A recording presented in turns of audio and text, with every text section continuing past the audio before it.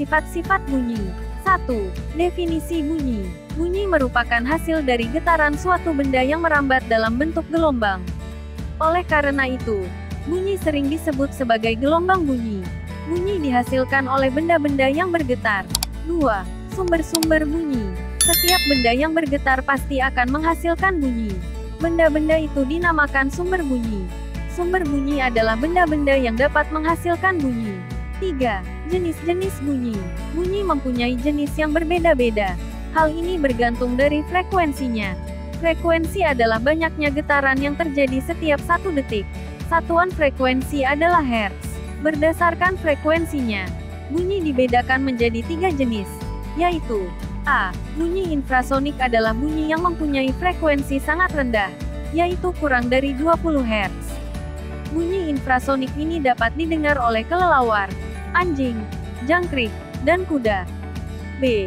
Bunyi audiosonik adalah bunyi yang mempunyai frekuensi di antara 20 sampai 20,000 Hz. Bunyi audiosonik ini dapat didengar oleh manusia. C. Bunyi ultrasonik adalah bunyi yang mempunyai frekuensi sangat tinggi, yaitu lebih dari 20.000 Hz. Bunyi ultrasonik ini dapat didengar oleh kelelawar dan lumba-lumba. 4. Sifat-sifat bunyi. A. Bunyi dapat merambat. Media yang bisa digunakan untuk bunyi merambat adalah gas, cair dan padat. Namun, bunyi tidak merambat di ruang hampa udara.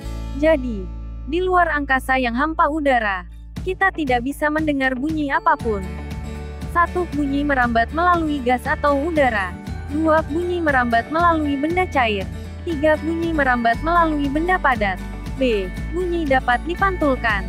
Jika berteriak di dalam kamar tertutup, dinding di kamar akan membuat suara yang dipantulkan menjadi lebih keras. Itulah kenapa jika kalian masuk ke dalam sebuah studio musik, dindingnya diberi lapisan karpet dan busa sebagai peredam suara. Hal ini dimaksudkan agar suara yang dihasilkan ketika bermain musik di dalam ruangan tersebut menjadi tidak terlalu keras untuk telinga. C. Bunyi dapat dibiaskan. Pada siang hari, temperatur yang hangat membuat kerapatan udara menjadi lebih renggang. Sedangkan di malam hari, temperatur yang dingin membuat kerapatan udara menjadi lebih sempit. Perbedaan kerapatan udara ini yang membuat suara petir di malam hari lebih kencang daripada di siang hari. D. Bunyi termasuk gelombang longitudinal. Bunyi adalah gelombang longitudinal yang berarti gelombang yang arah rambatnya sejajar dengan arah getarnya. Indera pendengar. 1. Bagian-bagian telinga. Telinga mempunyai 3 bagian, yaitu bagian luar, tengah, dan dalam.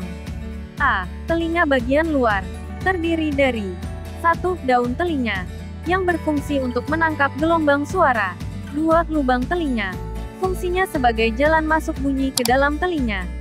B. Telinga bagian tengah, terdiri dari 1. Gendang telinga, merupakan selaput tipis yang paling peka terhadap suara. 2. Tulang pendengaran, yang terdiri dari tulang martil, tulang landasan, dan tulang sanggurdi. 3. Saluran eustachius, yang menghubungkan telinga bagian tengah dan rongga mulut. Saluran eustachius berguna untuk menyeimbangkan tekanan udara pada telinga bagian luar dengan telinga bagian tengah. C. Telinga bagian dalam, terdiri dari 1. Rumah siput koklea, yang di dalamnya terdapat ujung saraf pendengar.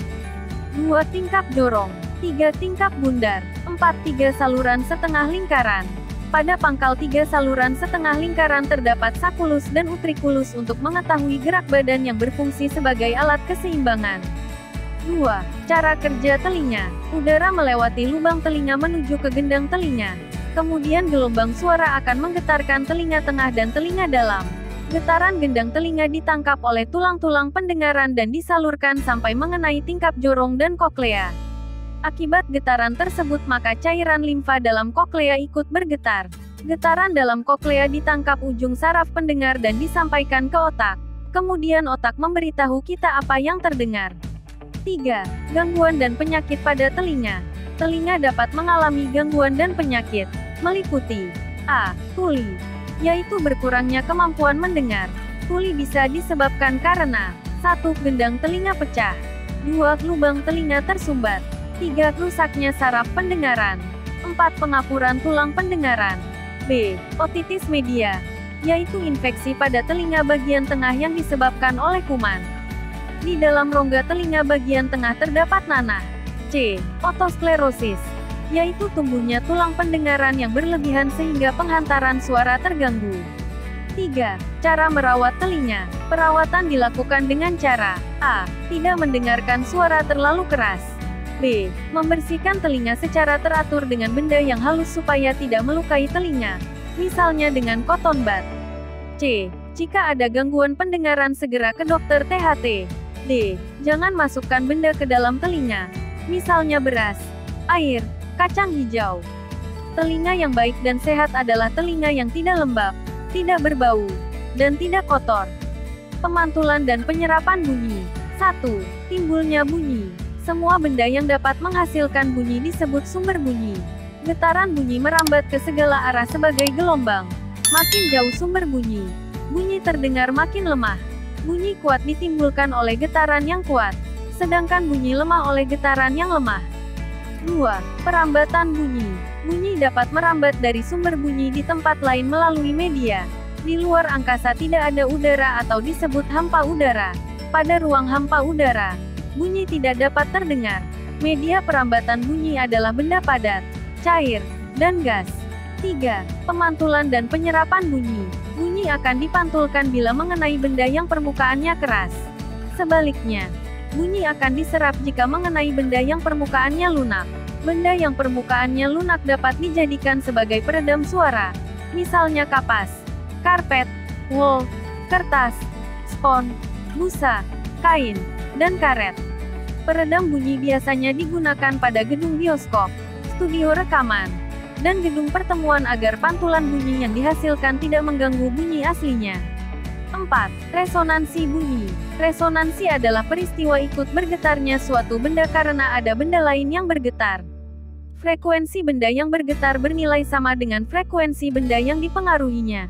Berikut ini adalah contoh peristiwa resonansi. A. Resonansi yang menguntungkan, yaitu resonansi yang terjadi pada alat musik, seperti gitar, gamelan, dan genderang. B. Resonansi yang merugikan, yaitu resonansi yang terjadi pada suara deru pesawat terbang yang dapat membuat kaca pecah.